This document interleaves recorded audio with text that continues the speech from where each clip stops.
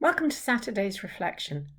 My name is Sue and I'm going to be reading from Psalm 78. And I'm going to read the first 7 verses and then the middle verses 35 to 39.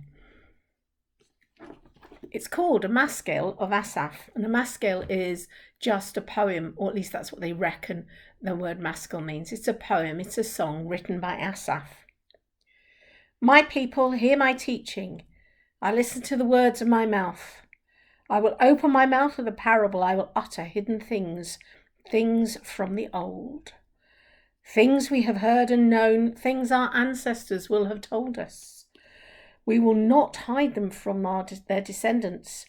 We will tell the next generation. We will tell the next generation the praiseworthy deeds of the Lord, his power and the wonders he has done. He decreed statutes for Jacob and established the law in Israel, which he commanded our ancestors to teach their children, so the next generation would know them, even the children yet to be born, and they in turn will tell their children. They will put their trust in God and will not forget his deeds, but will keep his commandments. And then the verses between 7 and 35 are Asaph's interpretation of how the peoples have misbehaved and turned away from God, and how God has continued to stand by them and give them what they needed. And starting at verse 35, they remembered that God was their rock, that God Most High was their Redeemer. But then they would flatter him with their mouths, lying to him with their tongues. Their hearts were not loyal to him. They were not faithful to his covenant. Yet he was merciful. He forgave their iniquities and did not destroy them. Time after time he restrained his anger and did not stir up his full wrath. He remembered that they were but flesh, a passing breeze that does not return.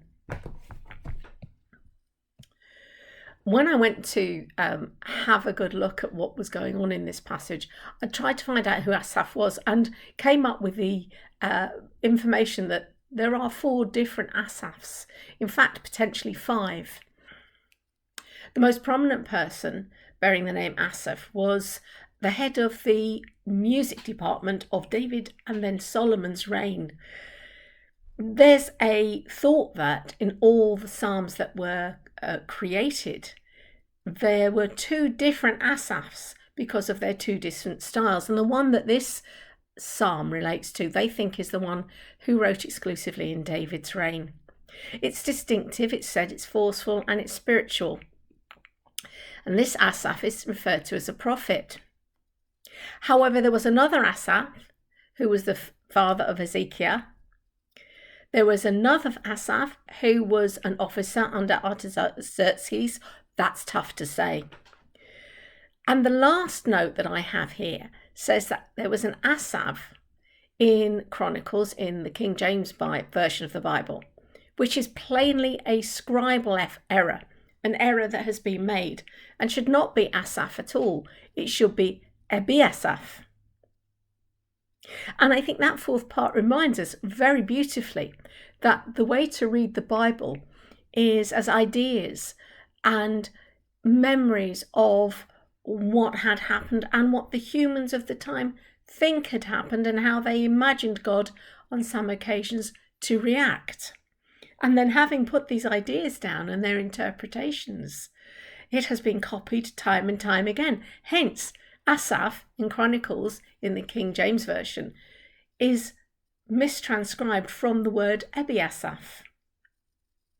These are dutiful writings about God. It's the believings of people, their understanding of God, how it is written, and how the humans have experienced him.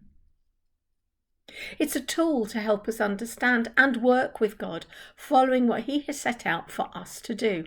And that involves a relationship with him, so that when we read the Bible, we don't take every word literally. We sit there with God's presence to our side going, tell me, Lord, what are you telling me through this passage? A literal consumption of the words is very unwise, as the transcribing of Asaph shows.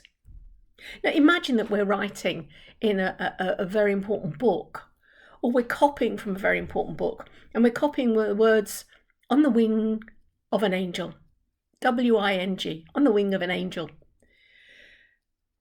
But a misspelling, we could end up with wind, on the wind of an angel, or wine, on the wine of an angel. And let's face it, if we add a letter by accident, although I'm not quite sure how that would happen, you could end up on the swing of an angel. That's a lovely picture, that, isn't it? One of God's angels having fun on a swing. So the absolute word is not necessarily how we should treat the Bible. In my opinion, it's always knowing that God is beside us and using it as a tool to help us, to instruct us, to guide us. However, there are times, for example, when a loved one dies, when sitting still and concentrating on the presence of the Lord is just far too difficult. And that is when the literal word of the Lord is of great comfort.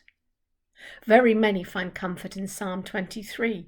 Even though I walk through the darkest valley, I will fear no evil, for you are with me. Your rod and your staff, they comfort me. And a bit further on, your goodness and love will follow me all the days of my life, and I will dwell in the house of the Lord forever. There is a great comfort in this psalm that we've just read part of. There's an element in verse 39 that says if we've committed some sin that we personally find unforgivable, God will and has forgiven us. There's that line, he remembered that they were but flesh. He knows we are human and he forgives us if we are truly sorry. And the whole of this psalm, at least from 1 to the end of that section 39, actually says that no matter what humans do or how they feel, no matter how many times they turn their back on him, turn their back on God, he will be there for them when they need him. He will not desert us. He loves us and always will. So my prayer for you today is that you may enjoy his presence, rest in his comfort, and be surrounded by the sure and certain fact that he loves you and me. Isn't that amazing? Amen.